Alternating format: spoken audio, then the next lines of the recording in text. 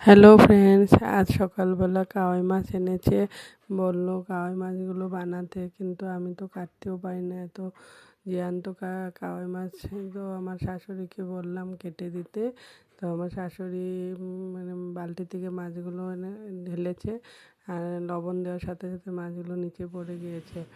তো আমার শাশুড়ি মা উঠালো মাছগুলো একসাথে। তো এখন মা মাছ কাটতে বসেছে, মাছগুলো কেটে দিচ্ছে সুন্দর করে। কিন্তু আমার যে অনেক ভয় লাগে কাওয়াই মাছ কাটতে, কারণ মাছগুলো হাত কেটে যায়। তো ওই জন্য আমি কোনো দিনই কাওয়াই মাছ কাটি না। যখনই আনে আমার শাশুড়ি মায়ে মাছ কাটে, মাছ কেটে ধুয়ে ধুয়ে দেয়, এমনি সবই করে দেয়, মাছ কেটে দেয়, সবজিও কেটে দেয়। তো সব ভুলে গেছে, কিন্তু এমনি কাজগুলো করে দেয়। মাছ কাটাও খুব সুন্দর, শাক কাটাও খুব সুন্দর করে কেটে দেয়। তো আমি এদিকে ফুলকপিগুলো ভাপ দিয়ে নিয়েছি, কেন এখন ফুলকপি এত ভালো লাগে না, কিন্তু আমার বরের ইচ্ছা ফুলকপি দিয়ে কাওয়াই মাছ দিয়ে আলু দিয়ে ঝোল বানাতে, আর সাথে মাসকালের বড়ি দিতে বলেছে। তো তাই আমি মানে এই রেসিপিটা বানালাম। যদি ভালো লাগে তো লাইক করে দেবেন। জানি এটা সবাই বানাতে পারে, তবুও আমি বানাচ্ছি, মানে বানিয়ে দেখাচ্ছি। এভাবে ফুলকপিগুলো আগে ভেজে নিয়েছি, সাথে আলুও ভেজে নিয়েছি। এখন কই মাছগুলো হলুদ নুন দিয়ে মেখে এখন মাছগুলো একটা একটা একটা করে তেলে দেবো। তেলটা গরম হয়ে গেলে তো মাছগুলো দেব। এদিকে মশলা দেব, জিরা, আদা, কাঁচা লঙ্কা দেব, আর কিছু না। এই পেস্ট করে নিব মিক্সিতে। তো এদিকে আমি তেলটা গরম হয়ে গেল, এখন মাছগুলো ছেড়ে দিয়েছি।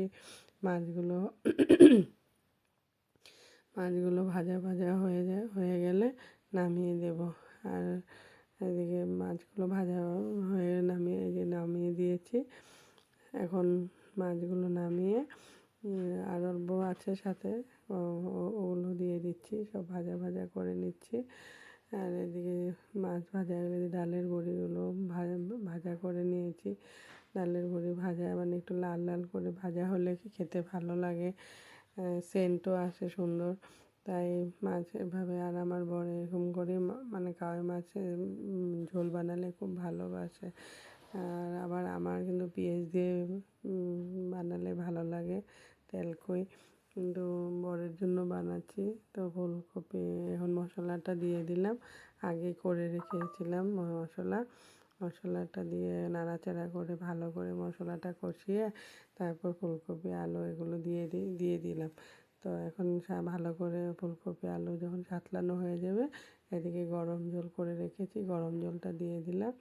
গরম জল দিয়ে মাছটা যখন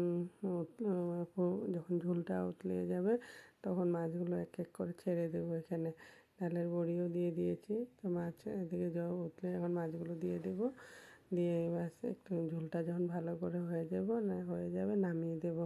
যদি আমার এই রেসিপিটা ভালো লেগে থাকে তবে